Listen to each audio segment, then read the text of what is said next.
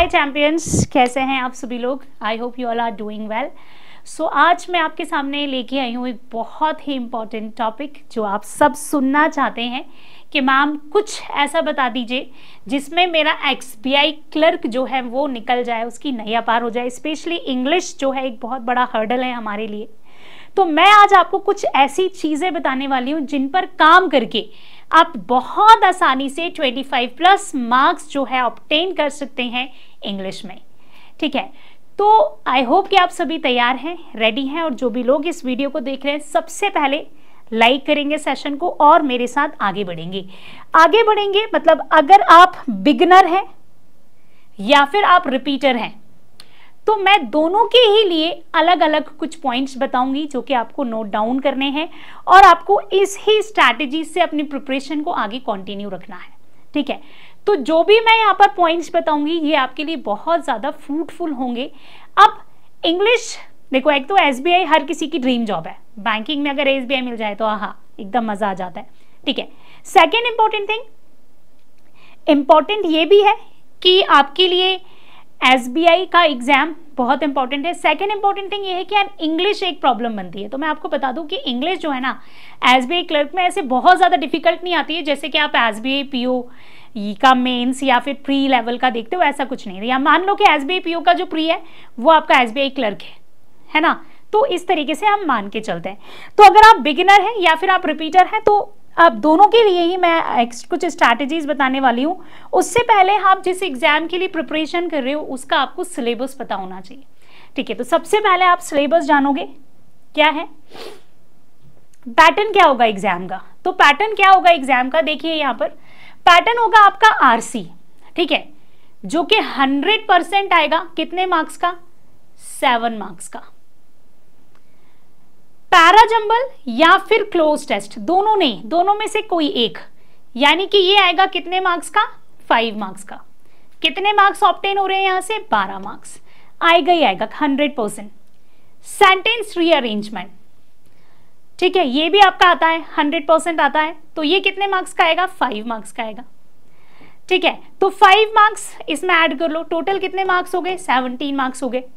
ठीक है, इसके अलावा फिलर्स को अगर मैं अभी थोड़ा सी देर के लिए हटाती हूँ, वर्ड स्वैप, INT रिप्लेस को, ठीक है, वर्ड यूजेज को भी हटा दूं, कॉलम बेस्ड क्वेश्चन को भी हटा दूं, तो आप सीधा आ जाएंगे एरर डिटेक्शन और फ्रेज रिप्लेसमेंट पर, जो कि आपके 3 से 4 क्वेश्चन आते हैं। तो 17 मार्क्स में आप अगर 3 मार्क्स भी इंक्लूड करते हो, कितने मार्क्स हो गए?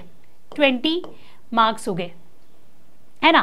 तो मैं आपको ये बताना चाह रही हूं सिर्फ इतनी सी बात कि क्यों ना जो चीजें कंपल्सरीली आ रही हैं एग्जाम में कि भाई ये तो आनी ही आनी है, मैंडेटरी है, क्यों ना हम उन पर पहला फोकस कर ले, है ना।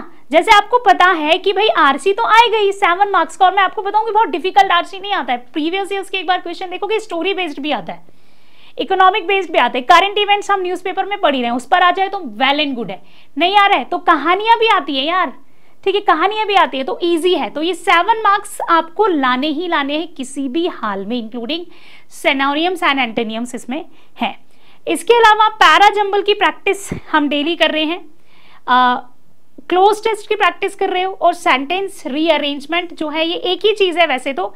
सेंटेंस रीअरेंजमेंट के क्वेश्चंस को मैंने पैराजंबल यहाँ पर कंसीडर कर लिया, इसको थोड़ा सा हटा दोगे आप, इसमें ये मान लोगे कि इसमें ये नहीं आएंगे तो आपके ये आएंगे, फिलर्स आएंगे, कुछ ना कुछ तो यहाँ पर आएगा वोकैबुलरी से रिलेटेड भी। सो आपको 20 मार्क्स के लिए फाइट करने की बहुत ज़्यादा ज़रूरत नहीं है, सिर्फ आपको प्रैक्टिस करने की ज़रूरत है। तो मैं आपको सिर्फ ये बताना चाहती हूँ कि जो चीज़ें आनी ही आनी है क्यों ना हम उन्हें पहले कर ले। ठीक है, अब हमारे पास बचे 10 नंबर और उसके लिए हमारे पास बहुत सारी चीज़ें हैं। एक हमारे पास सेंटेंस अरेंजमेंट है, वर्ड स्वैप है, ठीक है, वर्ड रिप्लेसमेंट है, वर्ड यूजेज है, कॉलम बेस्ड क्वेश्चंस है, मिस स्पेल्ड है, और फाइंड दी करेक्ट और इनकरेक्ट है। तो फिर हम इन सभी की प्रिपरेशन करेंगे थोड़ी थोड़ी, तो जो भी आपका आ जाएगा ना, डेफिनेटली ये आपको 25+ 5 नंबर तो निकाल सकते हो ना, इन सब से नहीं निकाल सकते हो 5 नंबर, क्या आप यहां से इवन 7 से 8 नंबर निकाल सकते हो, क्योंकि बाकी सारी चीजें बहुत आसान है। वर्ड यूजेज, एक शब्द दिया है उसको यूज बताना है, नहीं कर रहे हैं कि हम डेली बेसिस पर कर रहे हैं। ठीक है, इसके अलावा वर्ड स्वैप, वर्ड जो कि दिया है लेकिन उसका प्लेस गलत है तो उसको सही प्लेस पे लगाना, ये भी आप डेली बेसिस पर कर रहे हो। वर्ड्स को रिप्लेस करना, ये भी आप डेली बेसिस पर हम कर रहे हैं, ठीक है। या फाइंड द करेक्ट पार्ट और इनकरेक्ट पार्ट। एरर डिटेक्शन हम नहीं करते हैं, बड़े बड़े क्वेश्चन हमने सॉल्व किए हैं कि भाई उसमें आपको करेक्ट पार्ट बताना है, एक है आपको इनकरेक्ट पार्ट बताना है। तो इन सब चीजों में ऐसा नहीं है कि आप सिलेबस से फैमिलियर नहीं हो। मैंने पैटर्न और सिलेबस इसलिए बताया क्योंकि मैं आपको बताना चाहती हूँ कि यार ये तो तुम डेली बेसिस पर पढ़ रहे हो, और डेली बेसिस पे पढ़ रहे हो तो मैटर ऑफ कंसर्न ही खत्म हो गया। बस अब बचती एक चीज है और वो एक चीज है प्रैक्टिस। अगर आपको कुछ करना है तो आपको सबसे पहले प्रैक्टिस करनी पड़ेगी। Do regular practice on these topics, in topics की रेगुलर प्रैक्टिस करो।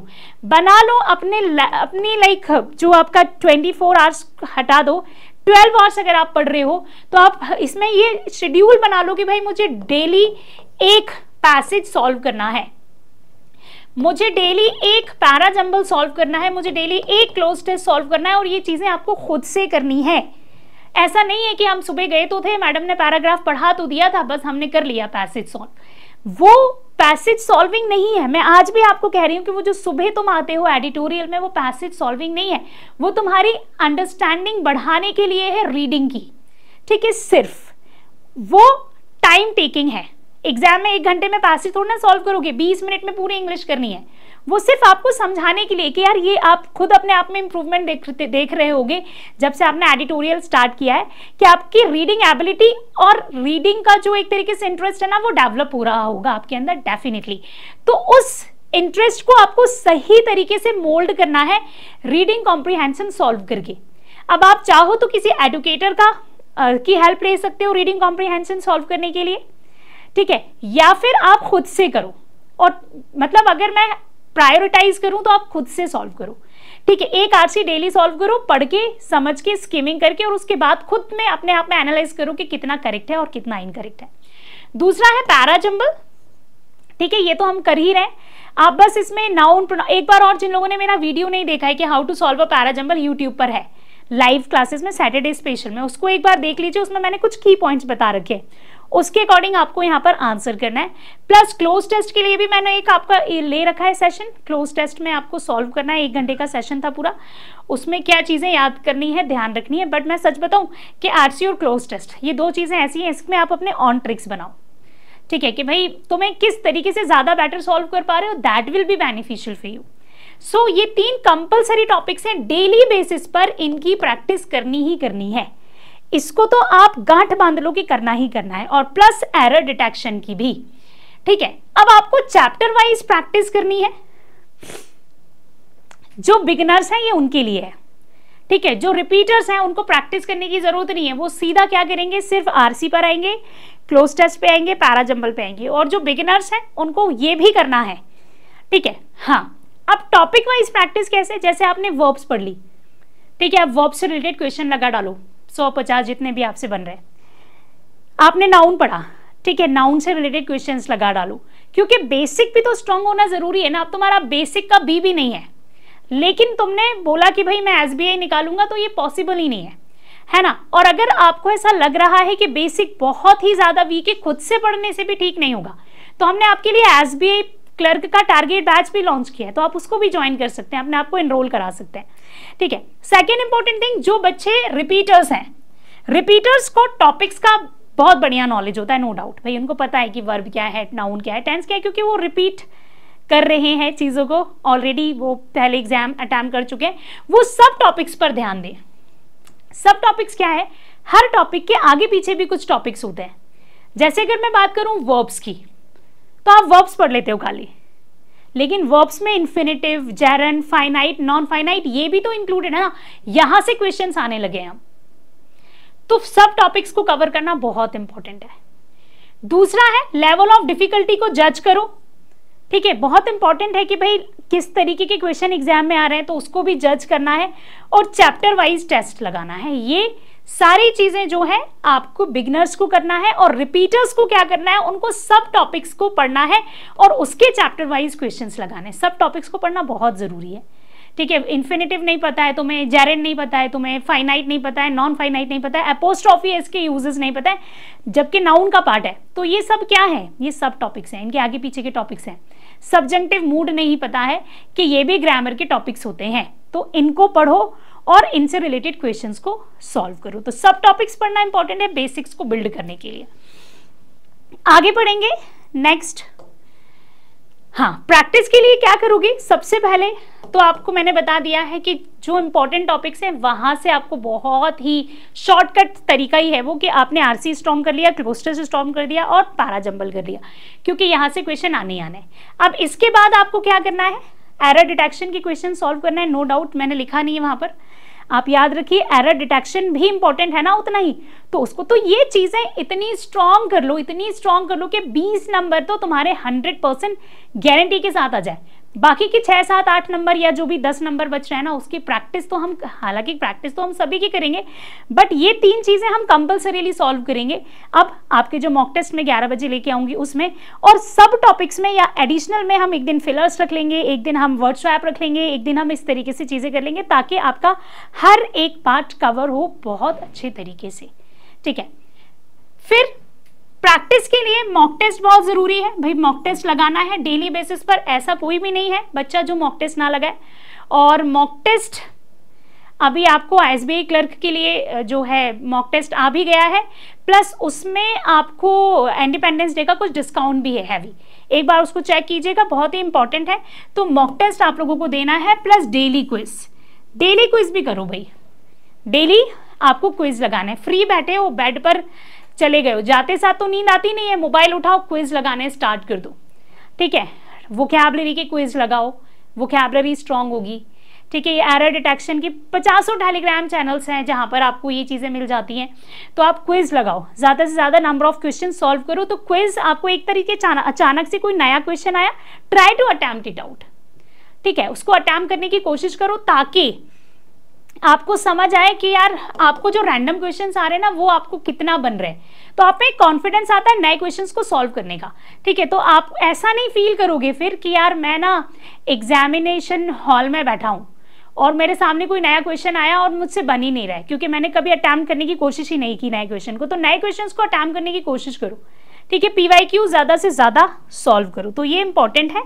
और एक टारगेट बैच हमने लॉन्च किया है एसबीआई क्लर्क का, pre plus mains target batch 2025, जो कि ऑफर 18 अगस्त से स्टार्ट हो रहा है, जो कि ऑफर फीस में आपको सिर्फ 399 रुपीज में मिलता है, जिसने का आपका पिज्जा भी नहीं आता है। ठीक है, तो पिज्जा से ज्यादा इंपॉर्टेंस देना है करियर को।